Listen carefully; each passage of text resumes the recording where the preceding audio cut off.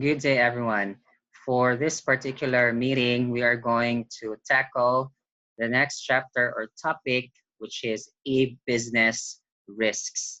You can see on the screen the term e-business, which stands for electronic business. So this is when we are going to operate our business in an international or global scale normally. That is, of course, with the different geographic regions, and we are going to make use of online platforms and internet to be able to connect to various networks used by a lot of companies or users. So for this day, that will be all about e-business, and the main person who will be discussing this one will be Miss Pasinio. So you'll be hearing her in a short while. All right, let's begin. Hi everyone, I'm Astrid Pasinio and I will be discussing the first part of Chapter 7, E-business risks. So before anything else, I would like to ask you, what comes to your mind when you hear about e-business? No? So, well, if you're gonna ask me, my own understanding about it is like you are doing business electronically and that you are using technologies in order to support that business and implement the plans you have created.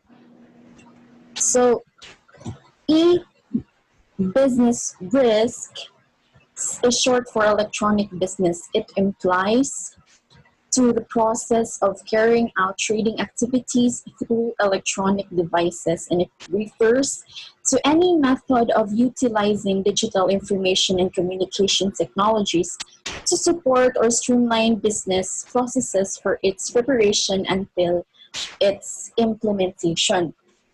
It can also refer more specifically to the business's process of online stores and other internet-based companies.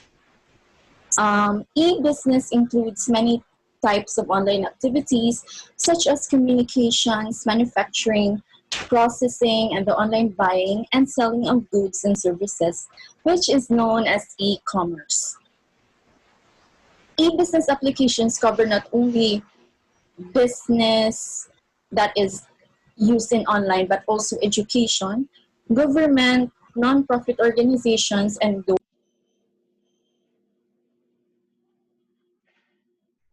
goal-oriented communities. Although there are many differences between these types of organizations, their transactions and internet applications are almost the same and are similar. So basically e-business is any kind of sales, purchasing, services, or other business activities on the internet. If you're wondering, e-commerce was mentioned earlier in the previous slide. So how are we going to distinguish e-commerce from e-business?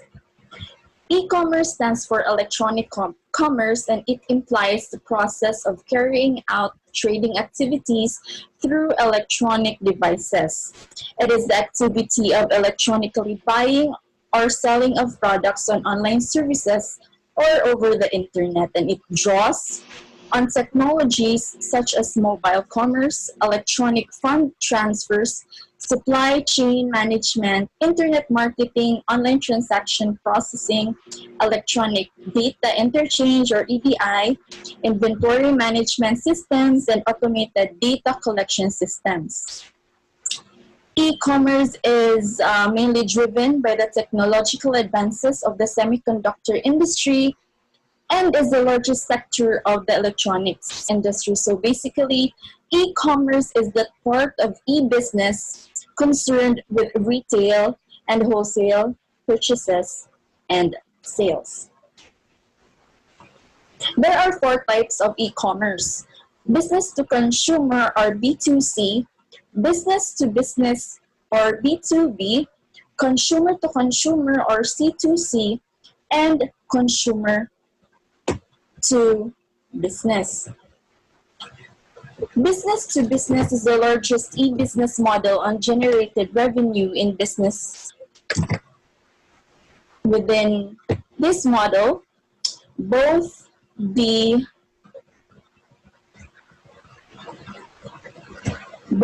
seller and the buyer are business entities. B2B transactions may be from manufacturer to wholesaler, wholesaler to retailer, or retailer to retailer.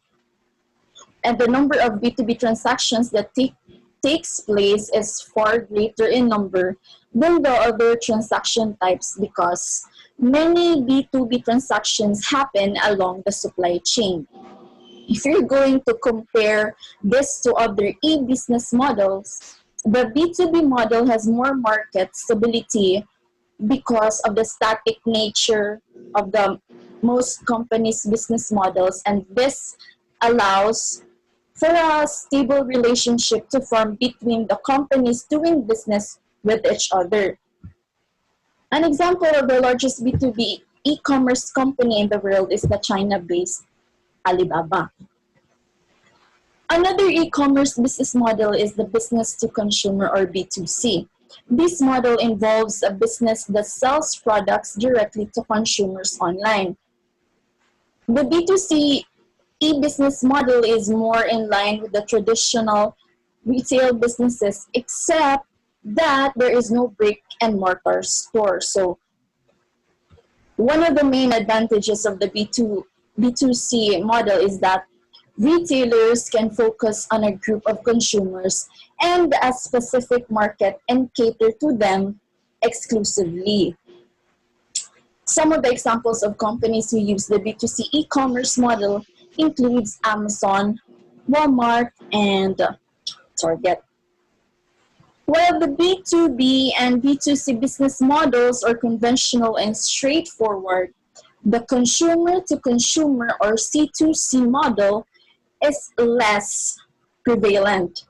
It is also referred to as citizen-to-citizen model. So the C2C business model involves transactions between two consumers, and the consumers and the buyers and uses a third-party online marketplace to facilitate such trade. So one of the main advantages of C2C model is that it does not require any intermediaries such as the wholesalers, distributors, or retailers because it only needs a platform that allows low transaction costs between the consumers. And one of the most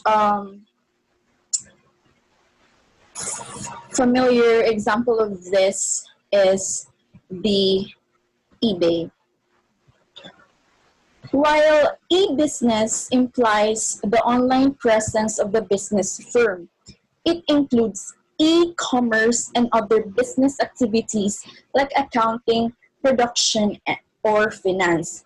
So based on the given informations, we can conclude that e-business is broader because it covers all forms of business conducted using electronic transmission of data and information, and it includes sharing information across the internet. So electronic commerce mainly focuses on the use of ICT, or short for information and communication technology, to enable the external activities and relationships of the business with individuals or in groups and other businesses, while e-business refers to business with the help of the internet. So electronic business differ from electronic commerce as it does not only deal with online transactions of selling and buying of a product or service, but also enables to conduct business processes, whether it is inbound or outbound logistics, or in manufacturing, or also in its operations, marketing, or probably in sales. and includes customer service as well. That is within the value chain through external and internal networks. So there are two types of e-business: pure play and brick and click. Pure play is an investor's term for a publicly traded company that focuses its efforts and resources on only one line of business, while brick and click is a business model which a company operates both on online stores, or referred to as the clicks, and physical store, or referred to as the bricks, integrating the two into a single retail strategy. So to simply distinguish pure play and brick and click, we just need to remember that pure play is a form of e-business in which the business operates its online mode only, while brick and click is a form of e-business in which the business operates both online and in offline mode. Yeah. So we therefore has a conclusion as to the difference of e-commerce and e-business. So as to its meaning, when the trading of goods and services takes place over the internet through electronic devices, it is considered as e-commerce. But when the business activities are conducted electronically, it is called as e-commerce. E-business, sorry. So when the trading of goods and services takes place over the internet through electronic devices, it is e-commerce. And when the business activities are conducted electronically, it is called as e-business. As to scope, the scope of the e-business is wider compared to e-commerce because e-business covers e-commerce also. And money must be involved in e-commerce transactions, but e-business involves monetary transactions and allied activities. Also, the first requirement of e-commerce is a website to represent the entirety or to represent the company and the internet. While on the other hand, e-business requires website and software packages like ERP and CRM for conducting the business activities with the help of electronic devices. In the network aspect, e-commerce requires internet to connect the company worldwide, while e-business requires networks such as intranet, internet, and extranet. And lastly, e-commerce has an extroverted approach and deals with external parties only, like the customers and its suppliers, while the approach of e-business is ambiverted and deals with internal parties along with the external parties as well. The next topic that I will be discussing is about the e-business model. So the e-business models, like any other business models, describes how a company functions or how it will provide the product or service, and on how it will be generating its revenue, and also on how it will create and adopt at the same time to the new markets and and also the technologies that will be created eventually. E-business has 6 models, namely EDI, web pages, online environment, distributed e-business and intranets, supply chain linkage, and collaborative business. So for us to have a successful business, all of this or all of its business model components should work together in a cooperative and supportive manner in order for the entity to achieve its goals and objectives. The first e-business model is the EDI, or the electronic data interchange. It is the electronic interchange of business information using a standardized format, and is a method of transmitting commonly used data between companies using computers and networks. And Okay, so for a while, good and great discussion so far by Pasinio. I would like to comment on that. Anyway, so for the e-business models evolution, actually these are from the lowest level up to the highest level, or from the lowest update or the last update down to the recent update. So which means that we will begin with EDI, that's the start of e-business model, and it evolved to web pages and then later on. So actually there are 6 of them which will be discussed by Pasinio. Let's continue. um, the very basic example of this is the internet, right? So EDI is a process in which it allows one company to send information to another company electronically rather than with papers. Many business documents can be exchanged using EDI, but the two most common are purchase orders and invoices. So EDI replaces the mail preparation and handling associated with the traditional business communication. But however, the real power of EDI is that it standardizes the information communicated in business documents, which makes possible a paperless exchange. And as we all know, most companies create invoices using a computer system and print a paper and then use the copy of the invoice and mail it to the customer. And upon receipt, the customer frequently marks up the invoice and enters it to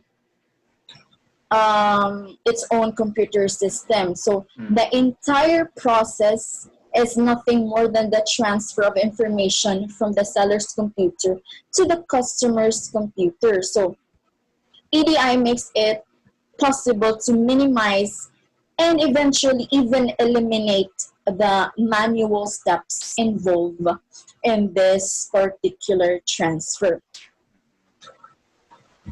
So the second e-business. Okay, so before we proceed, the second, EDI actually is being utilized by supply chain management, which will be discussed also later on. Like that's the 5th one, or the 5th level. We're still on the first, but then let's just take note though that the pace at the bottom, of course, is still carried over or forward to the next, which means that EDI concept is still being utilized under web pages. I hope that is also clear.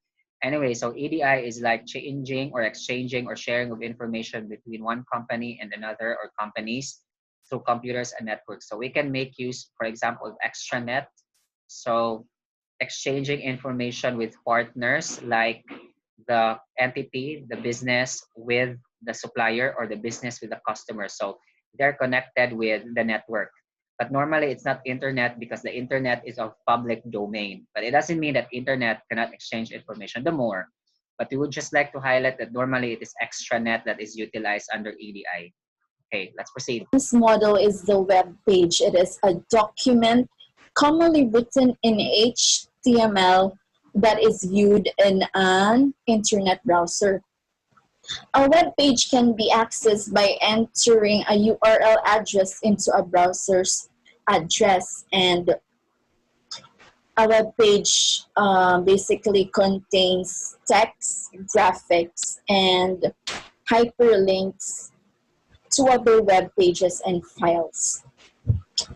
A web page is very common to us since we have used and heard about it a lot of times, and it is often used to provide information to viewers, including pictures or videos to help illustrate important topics, and it can also be used as a method to sell products or services to its viewers. The third e-business model is the online environment. It refers to the virtual space in which a computer defined system can function, being connected to other connected systems through a communication electronic channel and sharing content. So the e-business environment refers to the larger business context, or should we say the micro environment that includes the technological or social, economic, and even political aspects, and it is very vital for the organization because with this the business is able to function. Yeah. All right. So another term for online environment actually is active websites. So this is like the social networking sites that we love, like Facebook, Instagram, Twitter, and many more, that we can communicate, exchange information, share content, post some words on their respective platforms. So that's what online environment is all about. So from EDI to web pages to active websites. Next would be intranets.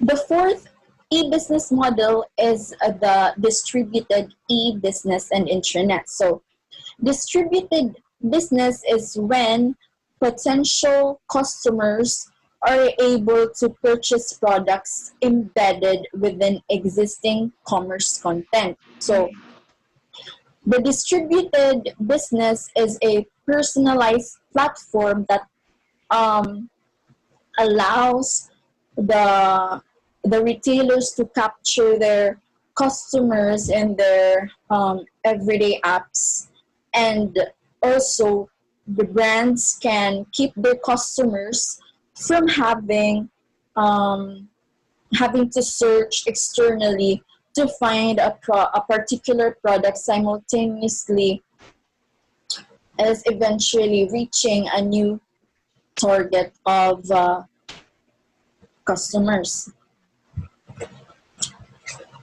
The fifth e-business model is the supply chain linkage. This refers to the explicit and implicit connections that a firm creates with other entities in its supply chain in order to manage the flow and quality of inputs from suppliers into the firm and outputs from the firm to its consumers. So um, the word implicit was mentioned, which basically means it is completely clear, and it includes details as well. And while implicit is when you mean that something is understood but is not that clearly stated, or basically it can also mean it is complete but without any doubt. So when so we can say that we have an implicit trust or confidence that the firm creates connections with other entities to manage the flow and quality of inputs and outputs. The last e-business model is collaborative business. So with the constantly improving IT or information technology, it has really been feasible and and it has become a competitive necessity to outsource not only components and system production, but also portions of designs, which has led companies to narrow their focus on fewer business processes in the value chain. So the collaboration enables sharing of data, processes, and resources, enhancing compatibility, between organizations, and which will really be a great help to the company. And some of the areas where companies may collaborate with its respective suppliers are in could be in information feasibility or in its logistics management, and also its production planning, and even the product development. And also they could possibly um, collaborate in resource sharing, while the collaboration with customers, on the other hand, is largely aimed at revenue enhancement, demand management, order fulfillment, and also customer acquisition. The strategic use of information technology is one of the defining aspects of organizational success in today's world. And many companies in the industry, or even the manufacturing industry field, even in the entertainment section, basically uses IT, and it serves as their way to get closer to their customers, and is their way to enter and venture into new markets, and at the same time also to streamline business processes. And in doing business, especially doing business in the internet, it really requires a variety of specialized protocols, software, hardware, browsers, and even servers.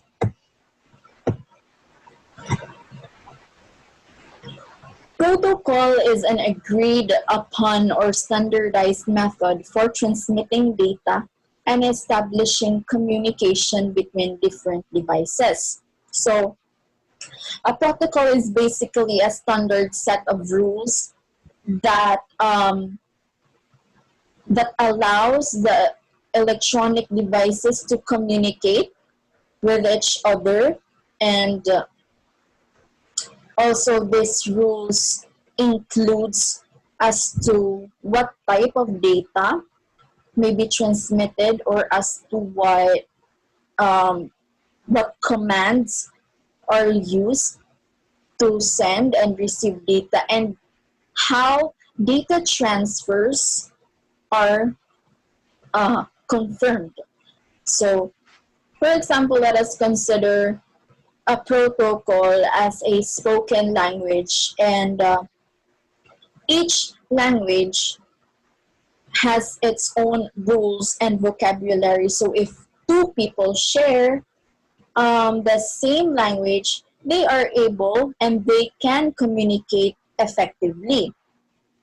Similarly, if two hardware devices support the same protocol, then they can eventually communicate with each other also, regardless of the manufacturer or as to what type of device it is, right? So, for example, an Apple iPhone can send an email to an Android device using a standard mail protocol.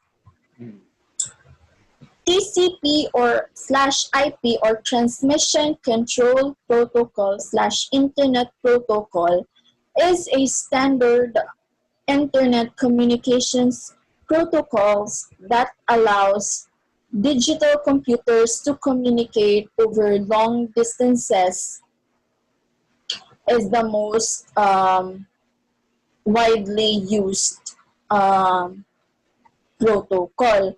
So the internet is a packet switch network in which information is basically broken down into small packets and then sent individually over many different routes at the same time and then reassembled at the receiving end. So TCP is the component that basically collects and reassembles the packets of data, while IP is responsible for making sure that these packets are sent to its right destination.